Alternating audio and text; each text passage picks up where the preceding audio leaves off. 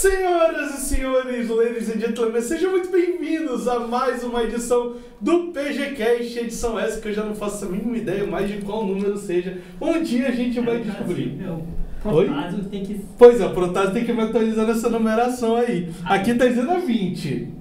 Então eu vou considerar que é 20. Na nossa contagem. É, na nossa contagem é 20. Vai ser a contagem que eu vou seguir como real.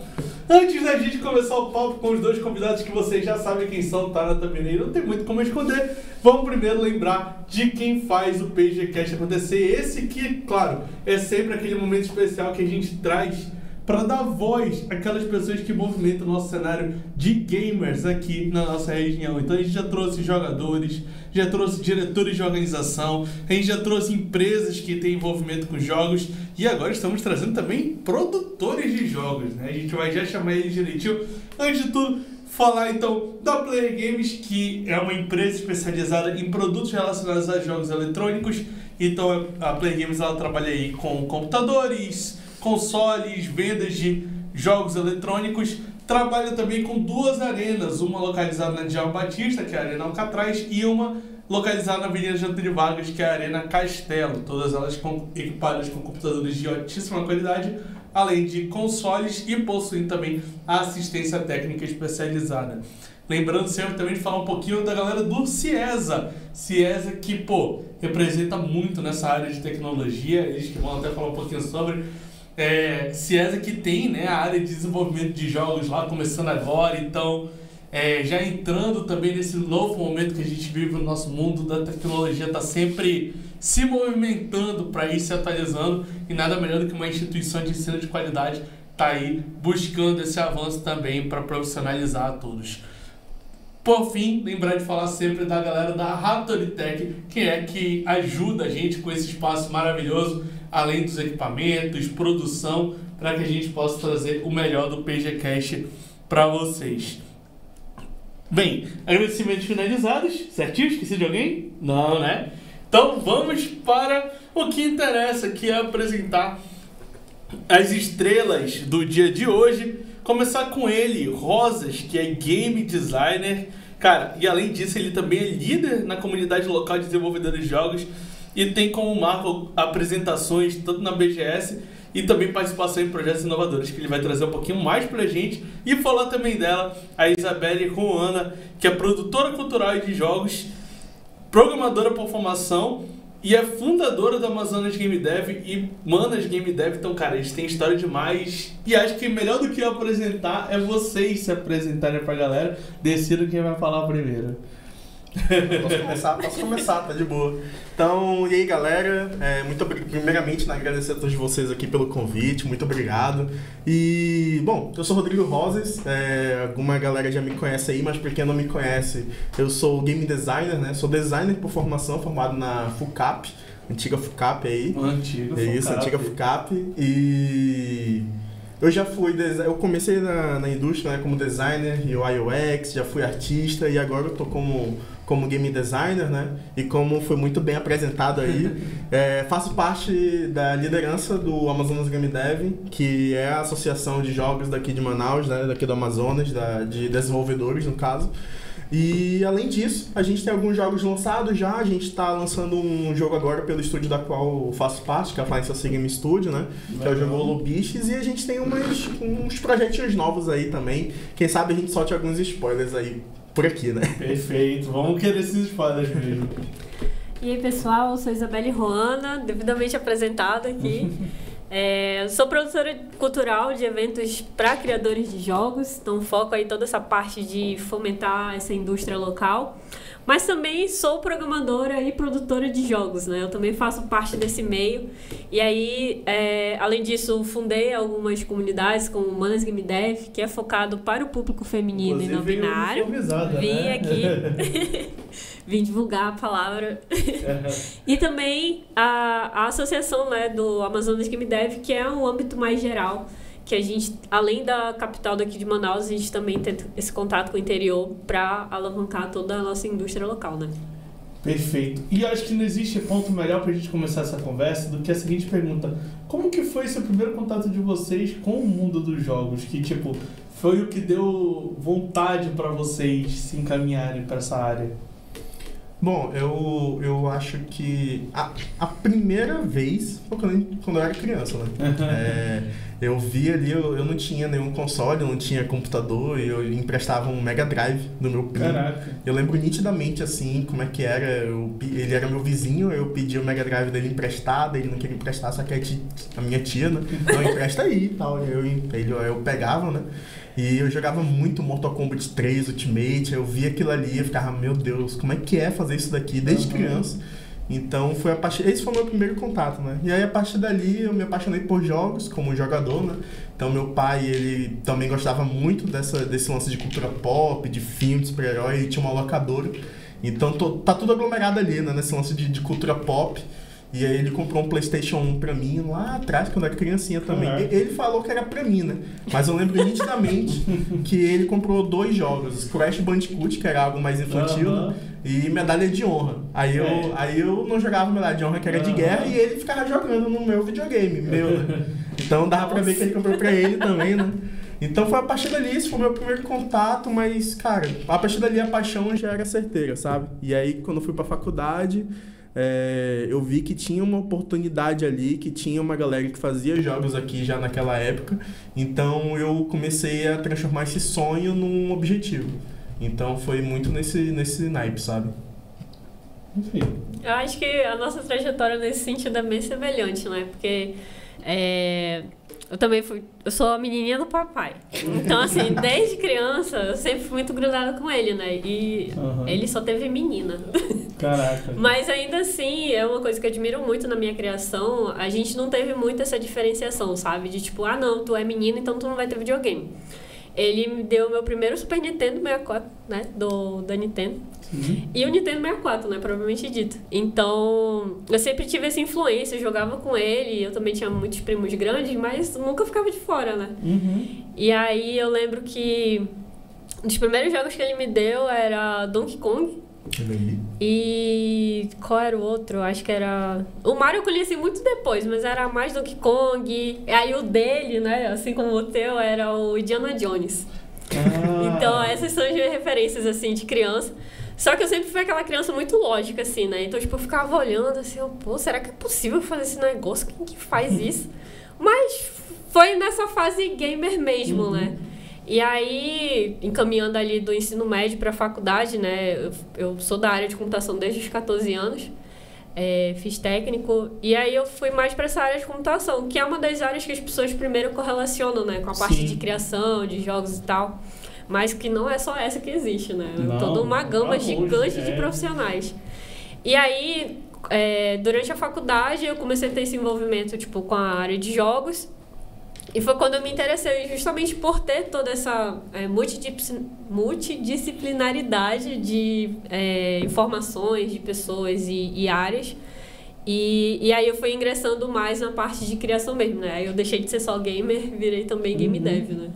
E aí foi por aí. Eu acho interessante esse ponto que tu falou, de que assim, realmente são várias áreas para compor um jogo, né? Sim. Muita gente pensa que, por exemplo, todo jogo vai ser feito por uma pessoa só para montar tudo. A gente tem exemplos bons, até no próprio mundo indie, né? Isso. O Stardew Valley eu acho que é um exemplo clássico quando a gente fala de um cara só para fazer o jogo todo. Persistente, né? Também. Também. Só que nem todo jogo vai ser bom como aquele com uma pessoa só, né? A gente sabe que ele teve uma dedicação exclusiva, tem o lado emocional dele carregado no jogo. Só que, pô, às vezes um jogo precisa de um roteirista muito bom. Exatamente. Pra montar, precisa de um game designer muito bom para entender do jogo completamente. Precisa de alguém que saiba codificar isso muito bem. E além dessas questões, tem todas as outras partes que vão fomentando para que aquele jogo saia bem feito, né? Isso. E eu acho que é muito disso que vocês devem tratar nessa área do Amazonas Game Dev, né? É uma das coisas que a gente sempre fala, assim, a gente já viu casos, né, inclusive, de chegarem na gente e realmente é quase senso comum acharem que jogos pode ser feito por uma pessoa e geralmente... Faz aí um mês. Falam que é num tempo curto e é programador. Chegam pro programador e falam assim, faz um jogo aí. E tem tantas vertentes, né, quando a gente fala de fazer um jogo, que eu comparo muito quando a gente vai fazer um filme, né?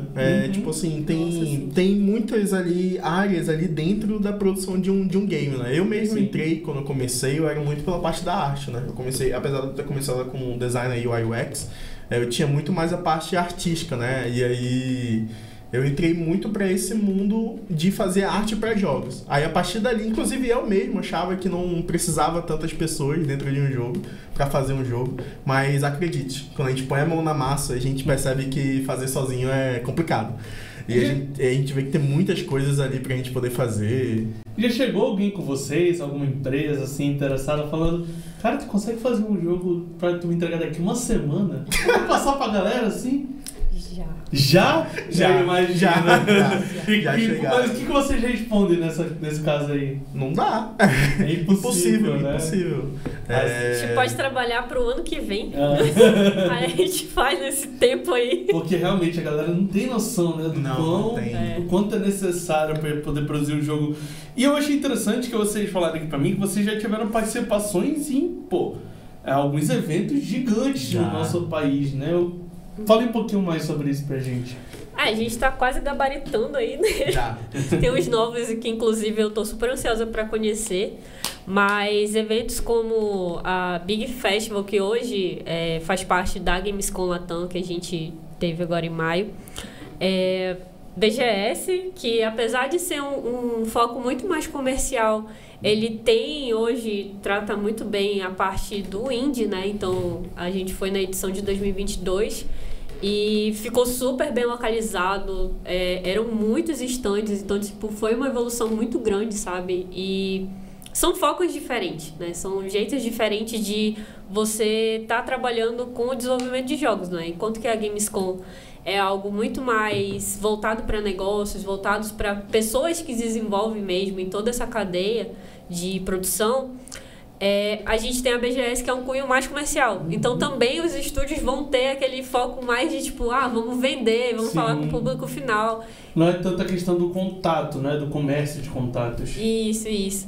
E aí é muito bom ter esses dois focos, né? Mas além disso, tem muitos outros pelo Brasil. Hoje a gente tem aqui no Brasil uma das maiores Game Jams competitivas, que é a Game Jam Plus. Que, inclusive em Manaus tem uma sede aqui que durante a sua trajetória de 6 anos, eu acho.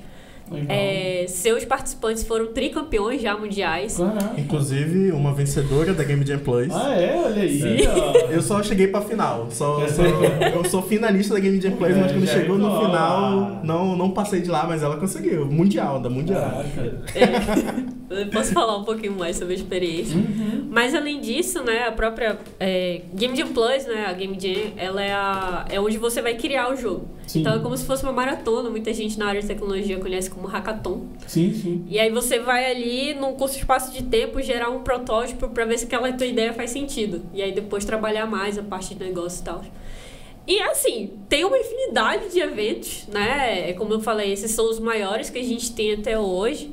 Tem muitos locais também que estão crescendo bastante, né? Que a gente participa. Tem Games Run Geek, Tecnogame. Isso daí é uma coisa legal, inclusive, porque... não dizendo que antes não tinha, tinha alguns eventos, né, disso, mas é uma coisa que eu, a Isa e muitos outros desenvolvedores, principalmente da nossa época, né, a gente via que tinha essa necessidade de ter um pouco de atenção pro público de desenvolvedores de jogos, né? Então, além de desenvolvedores de jogos, além da gente estar lá suando, fazendo jogo, a gente se uniu e falou, galera, eu acho que tá na hora da gente também mostrar que a gente existe, que aqui no Amazonas a gente também faz jogo.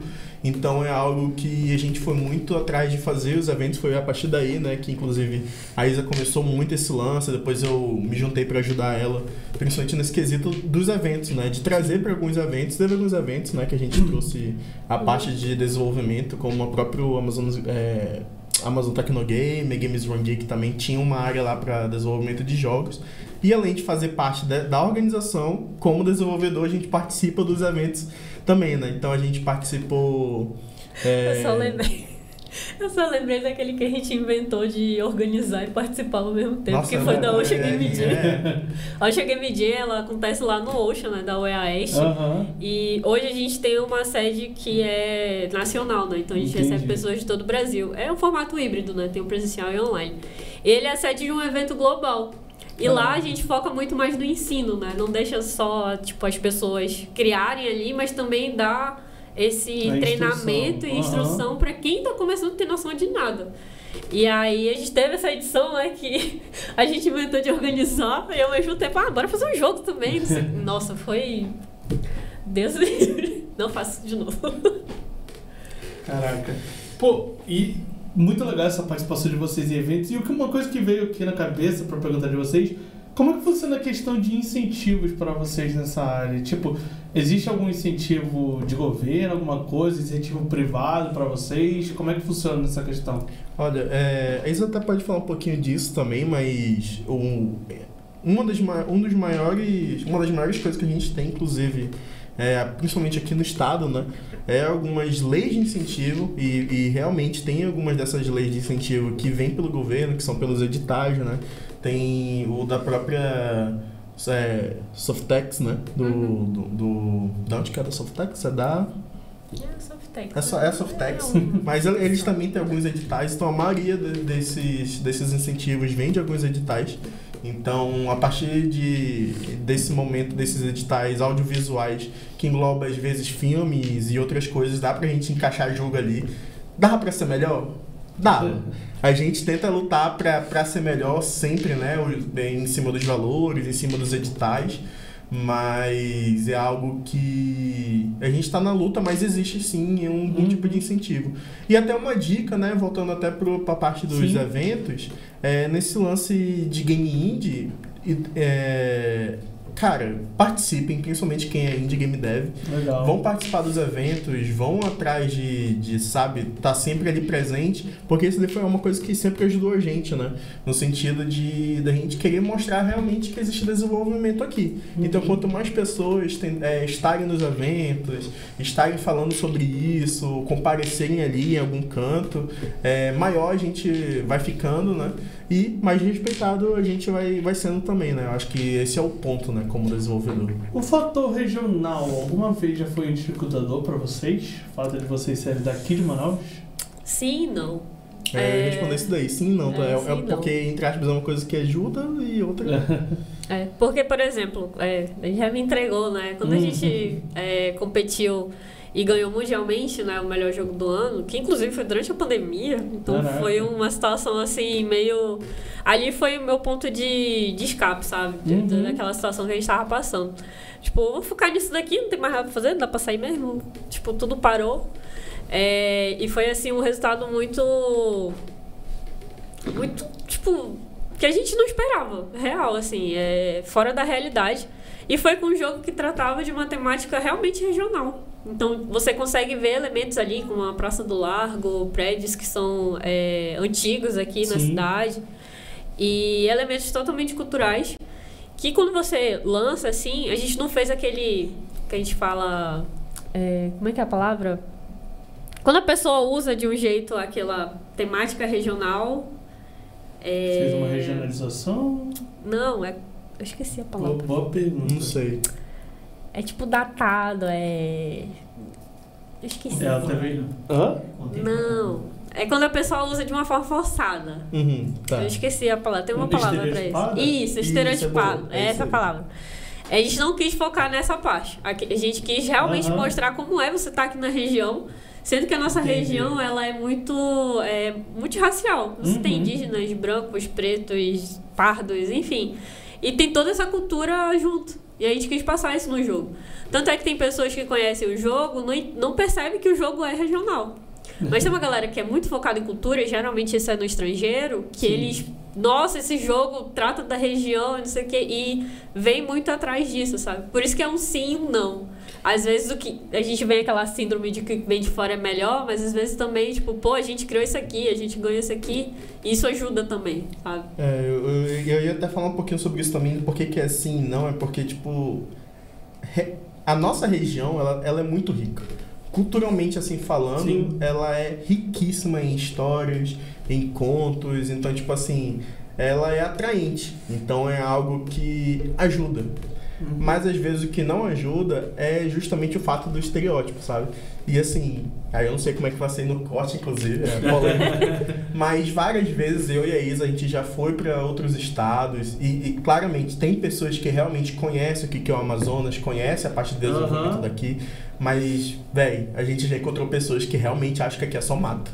Então, você chega lá falando exatamente, a gente chega lá falando sobre tecnologia. Tem internet? Exatamente nesse ponto. O computador de vocês é o quê? É um Pentium? É aquele momento que a gente tem que respirar fundo, ficar de boa e... Não, cara, a gente tem que explicar, né? E, então, tipo, é algo que acontece, isso daí é a parte que não ajuda e que não é tão boa, assim, né? Porque ainda existe uma falta de... Eu não sei se é de conhecimento, mas é uma falta de... Preguiça geográfica. É, exatamente chamo sobre assim, isso. preguiça É só geográfica. isso também, às vezes é muito uma vontade de se colocar numa posição superior, né? Exato. De entender que aquele, por ser mais afastado, ele não tem a mesma... ele não está equiparado a quem está aqui, né? Quem tá no circuito já do pessoal. Então, pô, participação desses eventos e tudo mais. E uma coisa que tu falou pra gente, Rosa, foi da Flying Saci, né? Isso. Pode explicar um pouquinho sobre? Cara, ela é uma das empresas que tem aqui, né? Uma das, tem algumas outras aqui daqui de Manaus, né? Também, do Amazonas. Tem a Pet Fabric, tem a própria Flying Saci, né? Que é onde a gente trabalha. Então, falando um pouquinho sobre ela, né? Tem alguns jogos lançados, inclusive, ela foi a primeira... foi de lá que eu recebi a primeira oportunidade, né?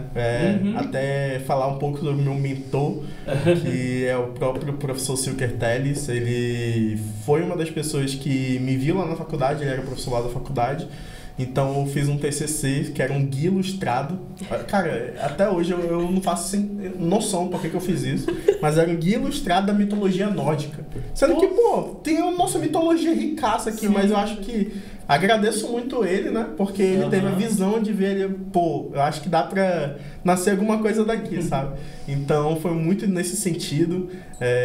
Ele viu ali uma parada legal, então ele me chamou pra trampar lá. E foi a partir dali que eu comecei a entender mesmo como é que funcionava a estrutura de desenvolver um jogo, né? Então, aí depois que eu fui para as Game Jams, né? Eu fiz um negócio inverso, né? Porque geralmente a pessoa começa ali nas Game Jams para aprender um pouco e depois que já entra na área, né? Contatos e entra na área. Eu entrei na área depois que eu fui para as Game Jams, né? E aí foi muito nesse sentido. E a Flying Saci, ela é focada em jogos educativos, né? Então, tem o maior título deles, que é o Matemagos, né? Eu também trabalho lá. E aí trabalhar com escola pública. Isso que, tipo, foi uma das coisas que eu mais amei, assim, quando eu comecei a participar lá. Uma escola pública, inclusive. Sim. Foi? Legal, Estamos aí na cidade, no interior. Antes da gente passar para o nosso próximo bloco, eu queria fazer uma pergunta que era para ter feito no início e não pensei em fazer. Qual foi o primeiro jogo que vocês fizeram, assim, por conta própria? Vocês tomaram iniciativa e foram lá fazer? Nossa. Assim, São jogo lançado ou só o jogo que eu testei aqui? Primeiro que, eu tive a ideia e resolvi fazer. Foi um trabalho de faculdade. Foi a gente chama de Infinity Runner, que é aquele que tu vai seguindo até tu morrer. Ah, sim. E aí, inclusive, foi um trabalho que eu fiz junto com a minha irmã, que não era da mesma faculdade que eu. Mas como ela é designer e ilustradora, ela me ajudou bastante, a Amanda. Legal. Isso, Amanda. E aí, esse foi o meu primeiro joguinho. Foi assim, um protótipozinho que eu tenho vergonha de mostrar hoje. Inclusive, poucas pessoas conhecem. Mas um dia eu acho que eu revisito ele e tento fazer ele um pouquinho mais bonitinho. Mas isso daí é uma coisa realmente, né? Tipo, perguntar o primeiro jogo do desenvolvedor nunca vai ser uma parada que ele vai querer mostrar. Se eu for falar mesmo, o primeiro jogo, assim, começo, meio e fim, foi esse que eu ganhei mundialmente, foi o do Not Stand. É muito sobre isso, porque geralmente a gente faz uma parada ali pra testar na Game Jam. E como a gente falou, na Game Jam é tipo um hackathon, né? Então são 3 dias. Em 3 dias, cara, não sai um negócio bonitinho. De começo, meio fim. Falei que ali você sempre tenta ser o mais diferencial possível, né? Exatamente. Você tenta pensar, o que ainda não foi feito que eu consigo trabalhar aqui, né? Inclusive, se alguma hora chegar nesse tópico, né? Uma das coisas que a gente fala como organizador. Galera, não façam GTA 6. Game Jam só tem 3 dias. Ainda não. Pensa numa parada simples. Porque geralmente a pessoa chega lá muito empolgada. Meu Deus, eu vou fazer tal. E não consegue. Geralmente a gente fala assim, tem que ter começo, meio fim. Cara, se tiver um começo já é top já. Pra mim já tá. A gente vai chegar nesse tópico. Vai chegar nesse tópico no nosso próximo bloco. A gente vai dar um breve corte aqui pra galera poder beber água e se estabilizar direitinho. E já nós voltamos. Então, seguindo com esse papo aqui com o Rosas e com a Isa, eu acho que não tem ponto melhor pra gente continuar do que a gente já tava falando nesse último bloco, né, Rosas? Tu comentou sobre experiências de quem já organizou, né, uma Game Jam, né? Isso, Falei certo? Falei certo, né?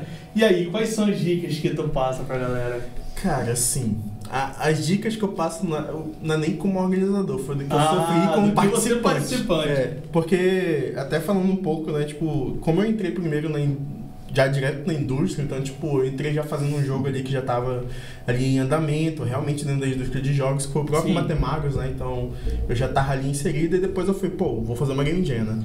E aí a gente já entra já com o pensamento de fazer algo surreal e etc, mas assim, não é o ideal. O ideal a gente já é muito ser pé no chão, né? No sentido de o que eu vou fazer, o que dá pra fazer, o que a minha equipe consegue fazer. É uma das dicas que é muito importante, né? Outra coisa que eu falo, principalmente como game designer também, o jogo não é só de uma pessoa. O jogo é de todo mundo, o jogo é de toda a equipe, então todo mundo tem que se escutar. É uma coisa muito difícil, inclusive muitas game jams acabam amizade. Mas eu acho que é com tudo, né? No sentido de que, tipo, quando a gente vai fazendo, são 3 dias... dependendo da Game Jam, inclusive, é uma coisa que a Isa pode falar um pouquinho melhor depois, mas existem Game Jams competitivas, né?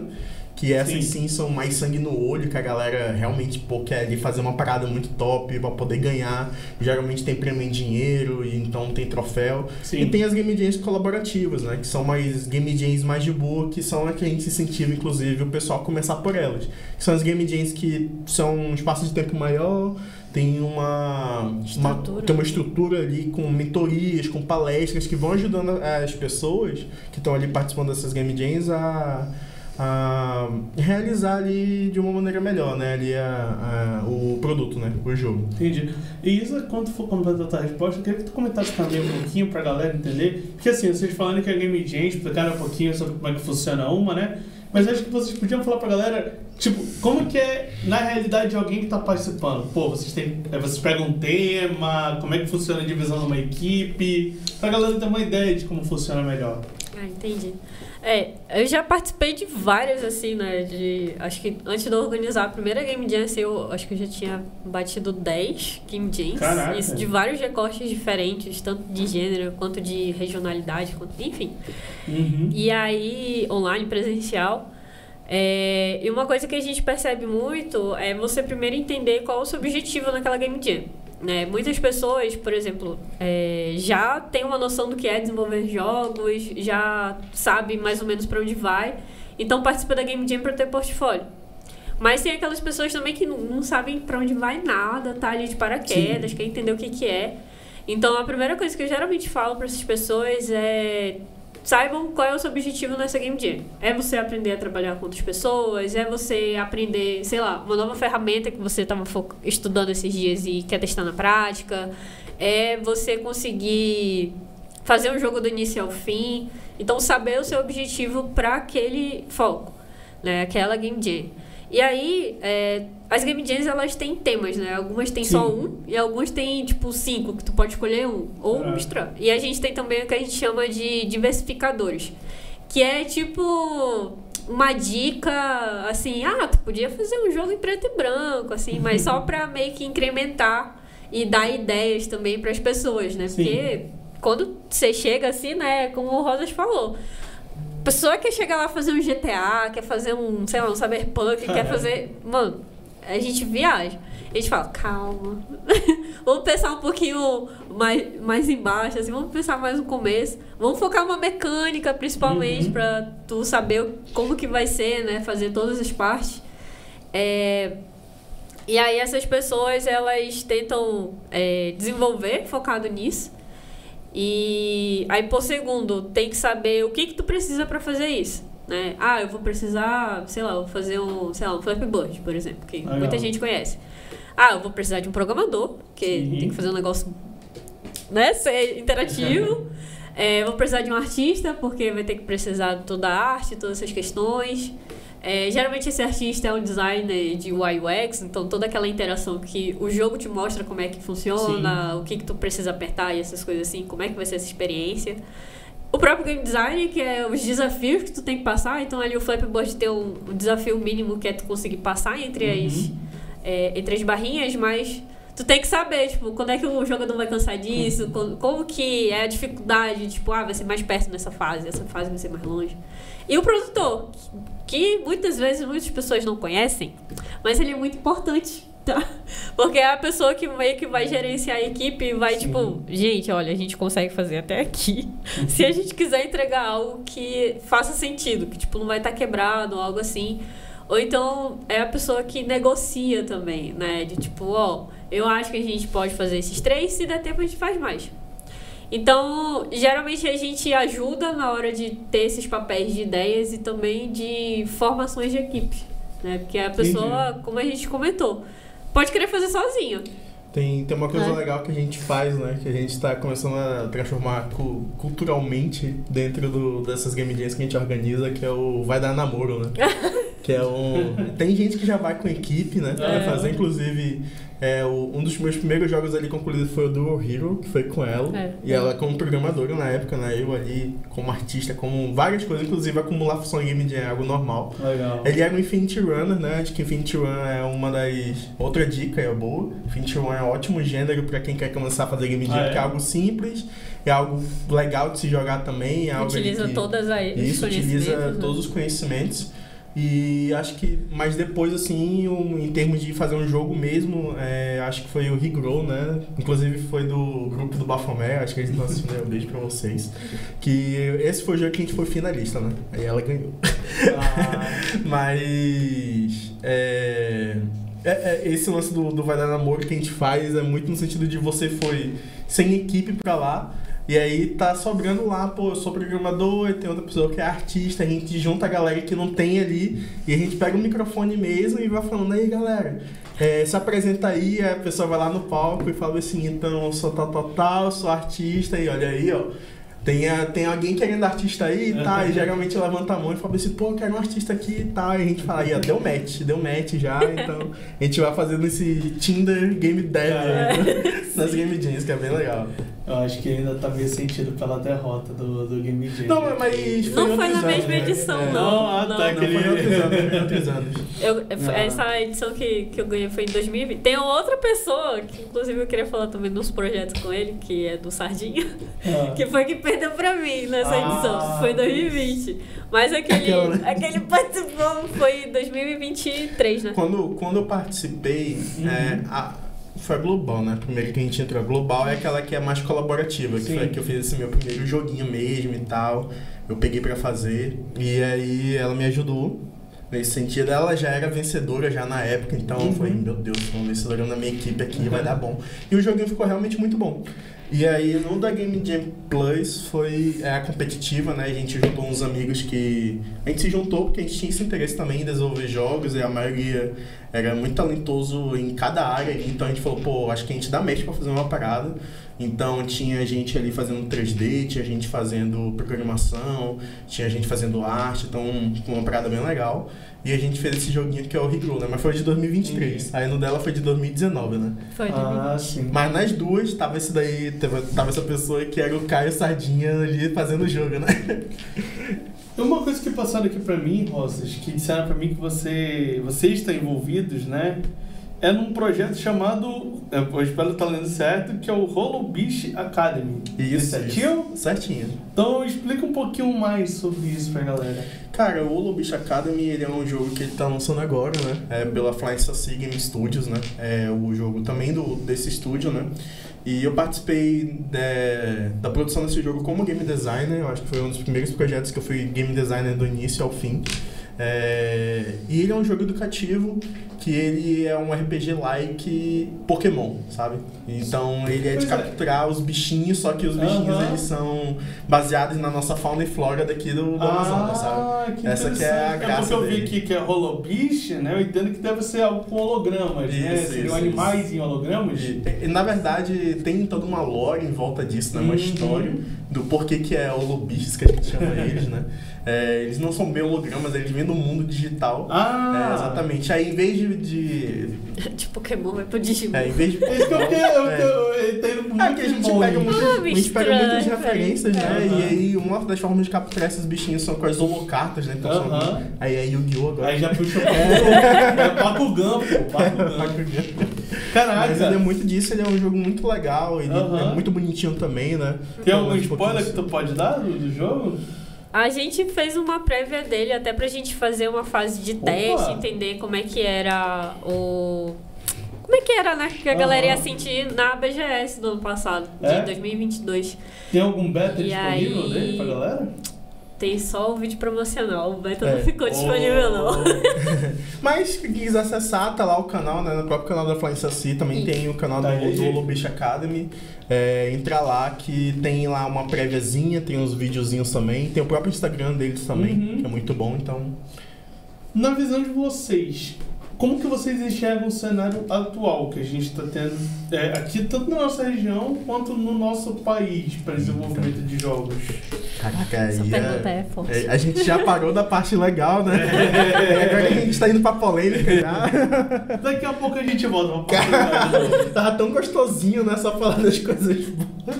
Não tô dizendo que é ruim, mas assim, falando um pouco sobre indústria, né? Eu posso focar no geral e tu fala um pouquinho como a gente tá mais aqui numa visão macro, né? Mas assim, a indústria de jogos no geral, ela não é que ela tá ruim, mas ela é um pouco difícil, né?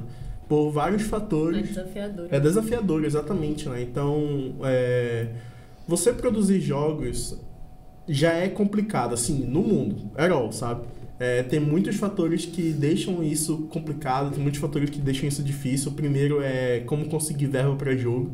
Então, a principal maneira da gente conseguir verba atualmente aqui no Brasil é pelos editais, por também você ir atrás de publicadoras e eles gostarem da ideia e botar grana ali no seu jogo.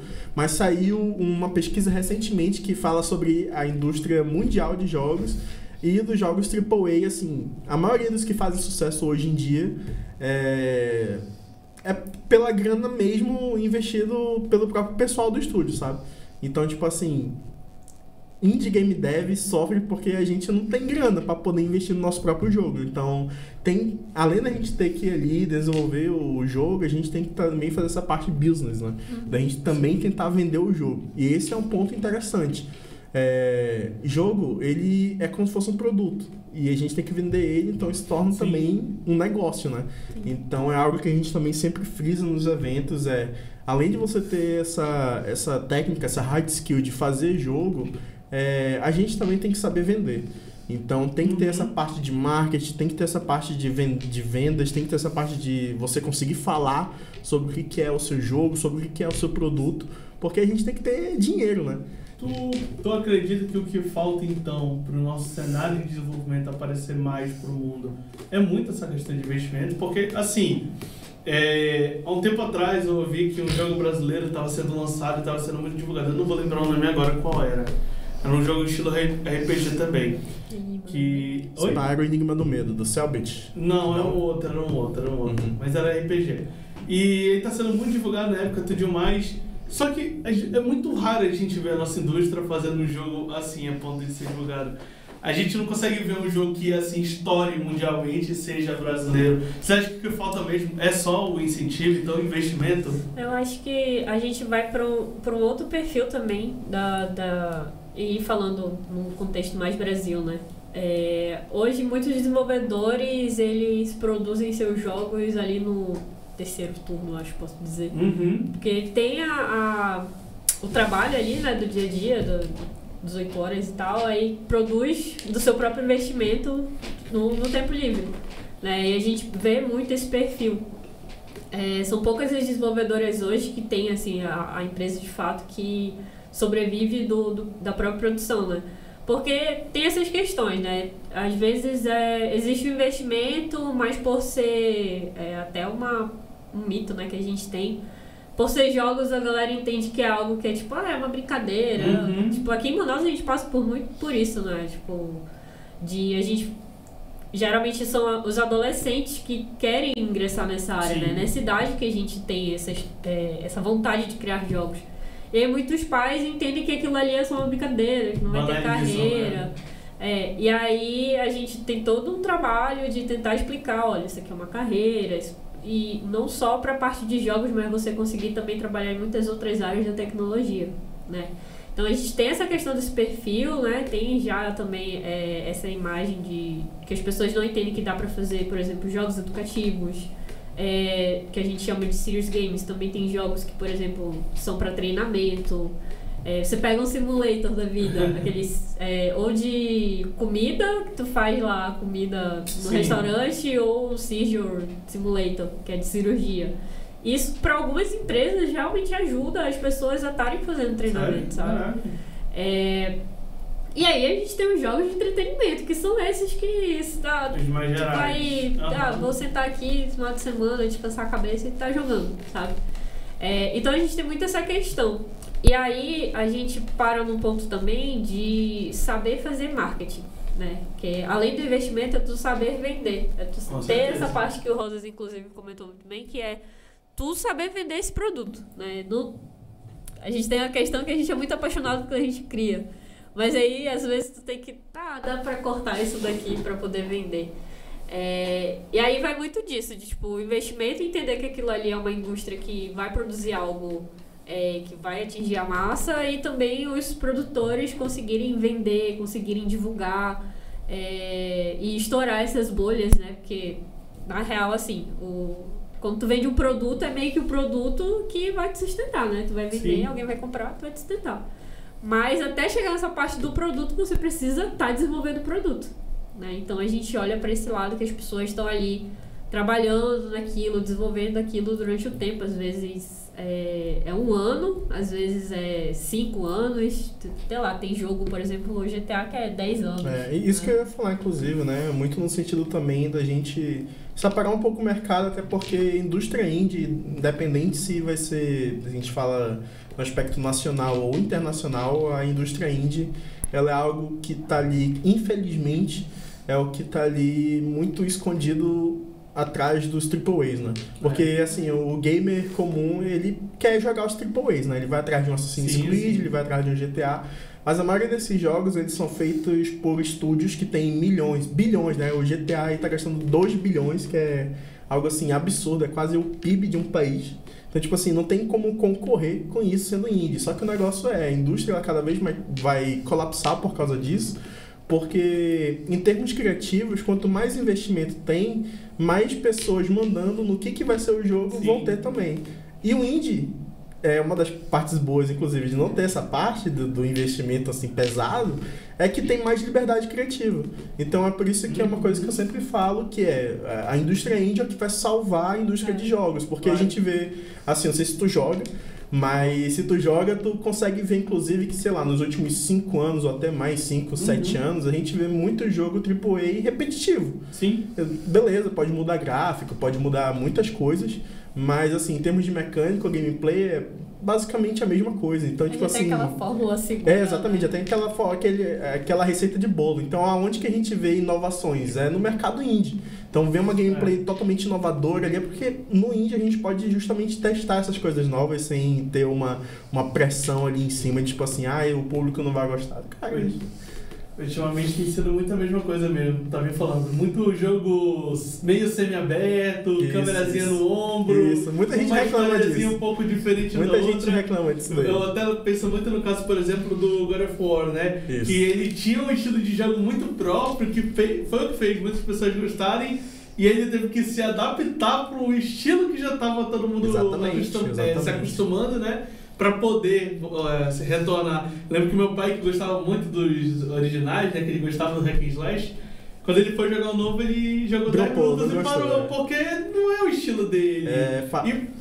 E vai se cimentando esse estilo de jogo até hoje, né? Tô falando da questão dos indies, e é muito isso, pô. Nos últimos 5 anos, a gente vê o Game of the Year, né? sempre parece os 2, 3 ali disputando como jogo indie. Mas é algo muito legal. Mas é algo muito, a gente torce muito. O último, inclusive, o Balatra ali, ele venceu pela gente ali no Game Awards. É claro, o sonho é algum dia a gente ter um jogo indie assim, mais pro nosso, né? Mais pro Brasil e melhor ainda, mais pro norte do Brasil, porque é uma coisa que eu também friso muito. Nós sabemos fazer jogos. Não tem como alguém chegar e falar bem assim, não, mas vocês não fazem jogos, ou o Brasil não faz jogo, ou o Amazonas não faz jogo. Galera, a gente tem muitas pessoas que estão na indústria meio AAA. Tem gente que a gente conhece que está na Ubisoft, tem gente que a gente conhece que está na Blizzard, né? Como é que é a UI UX? A Laura, né? Lara Sardinha, ela tá lá na Blizzard, inclusive. Então, tipo assim, fazer jogo, a gente sabe. O negócio é justamente isso, a gente tem que estourar a bolha do indie e estourando a bolha do indie, inclusive, não só do nosso estado, mas também pro nosso país, pro mundo, sabe?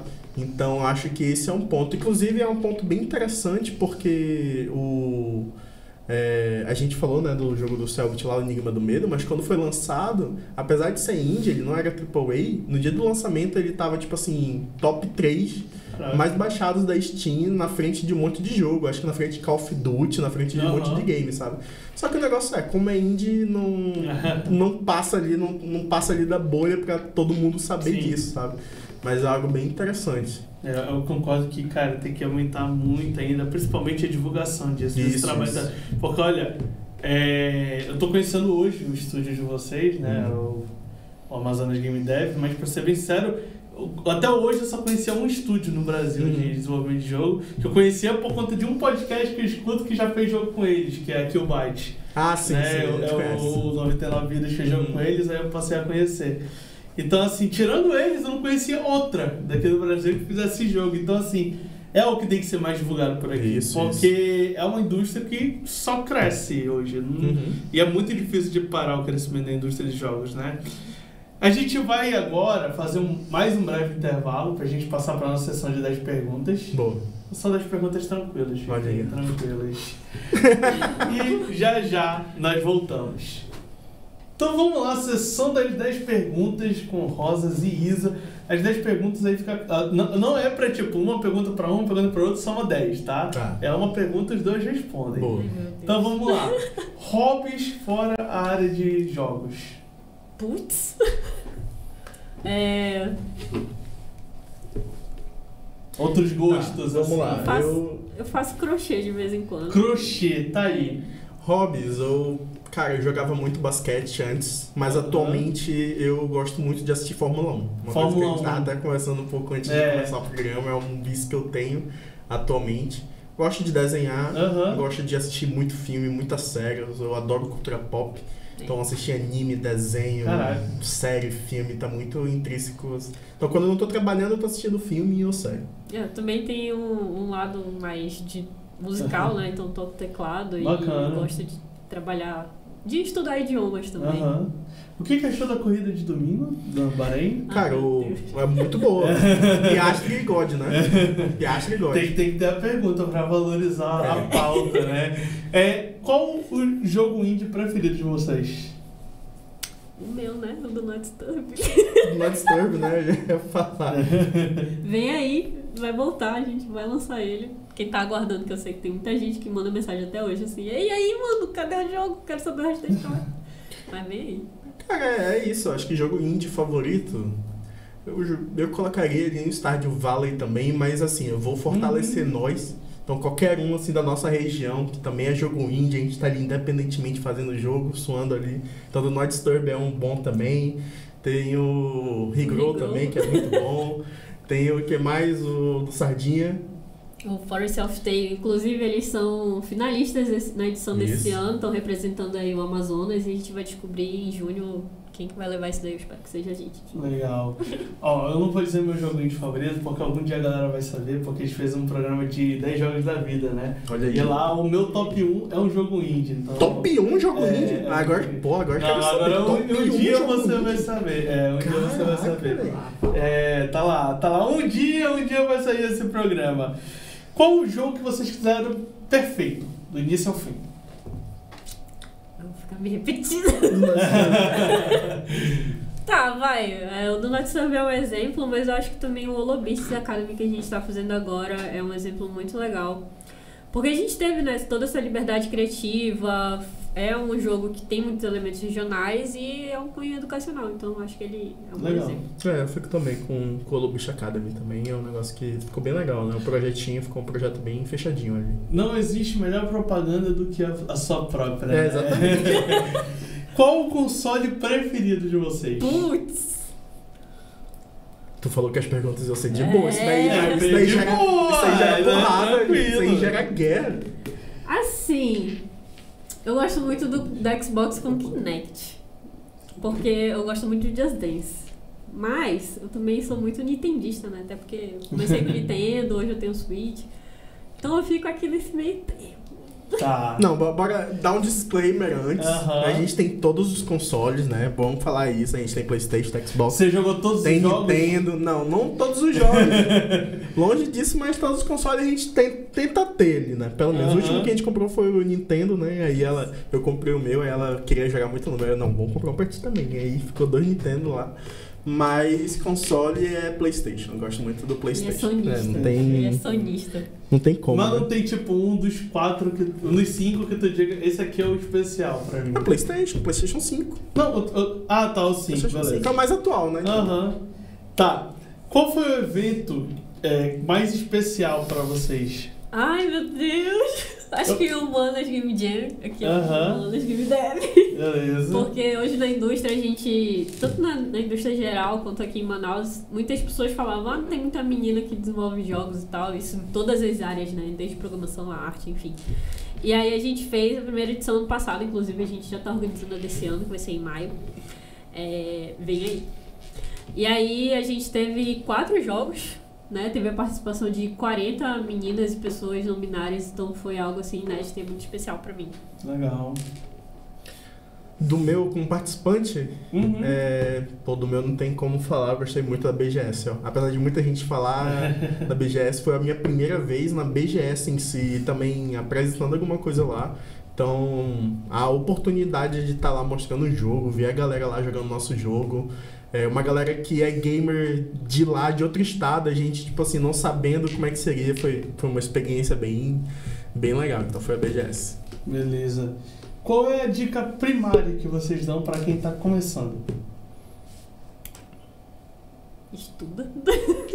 Acho que estudar é sempre bom, porque assim como a área de tecnologia, a área de jogos também sempre evolui com a tecnologia.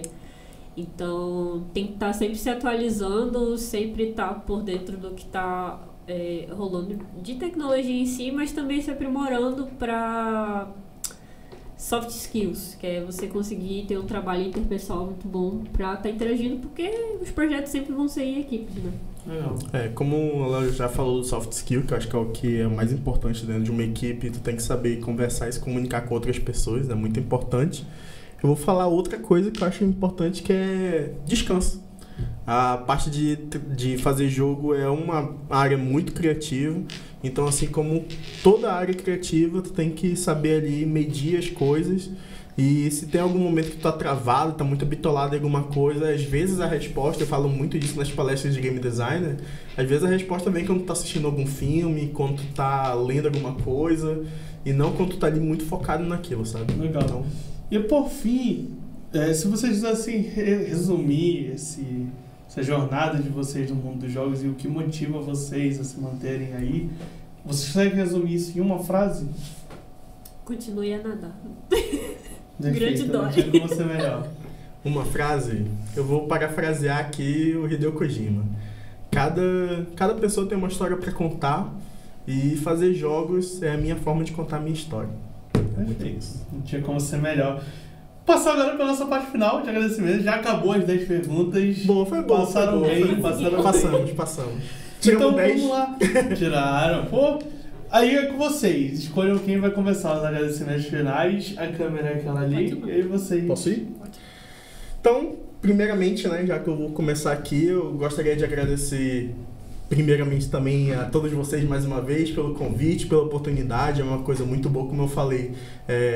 Essa visibilidade dada a desenvolvedores de jogos é uma coisa muito positiva e é algo que tem que acontecer cada vez mais, porque mostra a parte da galera que faz o jogo, de quem joga, que geralmente vem aqui falar sobre isso, né? Então, jogadores de esportes, etc., eles estão jogando ali o jogo da galera que desenvolveu ali, o LoL, o Valorant e tal. Então, tipo, dá visibilidade pra essa galera muito boa. Então, muito obrigado pela essa oportunidade. Gostaria de agradecer, quem mais? Minha família, minha mãe, meus amigos, a Isabelle, que tá aqui do meu lado, não sei, meu cachorro. E é isso, cara. Eu acho que se faltar alguém, a Isa vai me lembrar. Será? Não sei. Bom, também gostaria de agradecer vocês pelo convite. É sempre muito bom estar mostrando o que a gente está criando aqui com a indústria e crescendo cada vez mais. É um espaço também, contem com a gente para sempre também dar ali com os jogos em primeira mão. Se tiver um beta aí que vocês quiserem testar, a gente sempre vai contar também com vocês. E... cara, eu queria agradecer também a minha família, eu queria agradecer o Rosas e toda a nossa comunidade de desenvolvimento de jogos hoje, que é muito bonito ver como a gente trabalha hoje no sentido de não só mostrar os nossos jogos, mas estar divulgando os jogos dos nossos colegas. Então, a gente está fazendo um trabalho muito legal, todo mundo junto. Então, eu queria agradecer. Até uma coisa, finalizando, né? Uma coisa que eu sempre falo pra galera, a gente tá todo no mesmo barco. Então, tipo assim, toda vez que a gente vê alguém lançando um jogo na Steam, inclusive hoje teve a notícia, né,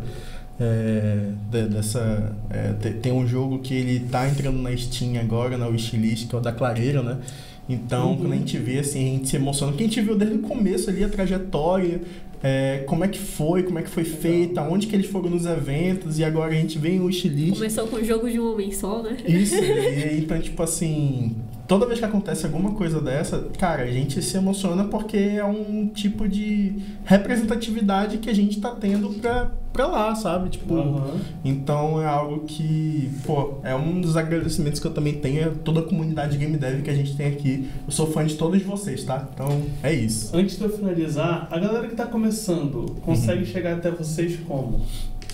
Tá, a gente tem alguns canais, a gente tem o próprio Amazonas Game Dev, né, que dev de desenvolvedor, né, DAD. A gente também tem o canal do Manas Game Dev, também se escreve da mesma forma, o dev. Nas minhas redes sociais tem Isabelle Roano, e é um pouquinho chato de falar, eu posso escrever depois nos comentários também para vocês acharem. E aí, pelo meu perfil, que ele é já focado mais em criação de jogos, né, desses eventos, aí tem uns links lá para outros canais também. Também tem, como ela falou, né, tem do Amazonas Game Dev, também tem o meu perfil pessoal no Instagram, né, que é o rosas.gamedev, podem ir lá, podem mandar mensagem para mim, podem ser o saco lá, que eu vou estar lá para responder todo mundo. Então, acho que esses são os contatos. Pode mandar mensagem direta mesmo, que não tem belo não, porque a gente é tudo de boa. Perfeito. Então é isso, gente. Muito obrigado por estarem conosco em mais uma edição do PGCast. Esperamos ver vocês novamente na próxima, com mais convidados para brilhantar a nossa seleta, né? Seleta comunidade de convidados. A gente vai daqui a pouco vai poder montar um jantar com todos os convidados, né? Legal. Não, por enquanto não tem orçamento pra isso. Aí, Fabrício já tá bem. Mas é isso, então, senhoras e senhores, muito obrigado por eles terem compartilhado mais uma noite aqui conosco e esperamos ver você na próxima edição. Valeu! Show!